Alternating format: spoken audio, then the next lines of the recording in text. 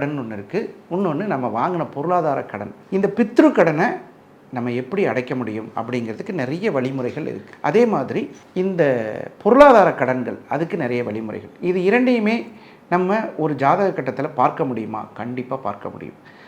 அதில் ரணம் ரணம் என்ன வார்த்தை பாருங்கள், ரணம், ருணம், ருண விமோச்சன ஸ்தோத்திரம்னு ஒரு ஸ்தோத்திரமே இருக்குது. அந்த ரணம், ருணம், ரோகம், நோய், அந்த கடனை என்னவா நம்மளுடைய முன்னோர்கள் பார்த்துருக்காங்கன்னா அதை ஒரு நோயாக பார்த்துருக்காங்க.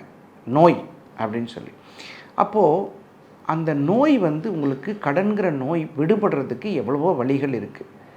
இதில் மனமுடைகிறவங்களும் நிறைய பேர் இருக்காங்க. ஸோ இந்த மாதிரி வகையில் ஜாதகங்கள் எப்படி வரும் அப்படின்னு கேட்டிங்கன்னா, 8ஆம் இடத்திற்கும் 6ஆம் இடத்திற்கும் 12ஆம் இடம் சம்பந்தப்பட்டால் நீ 100 ரூபா வேண்டாம், 1 ரூபா கடனுக்கு கூட அவமானப்பட வேண்டி இருக்குங்கிற அந்த எச்சரிக்கை உணர்வை கண்டிப்பாக ஜோதிடர் சொல்லிடுவார்.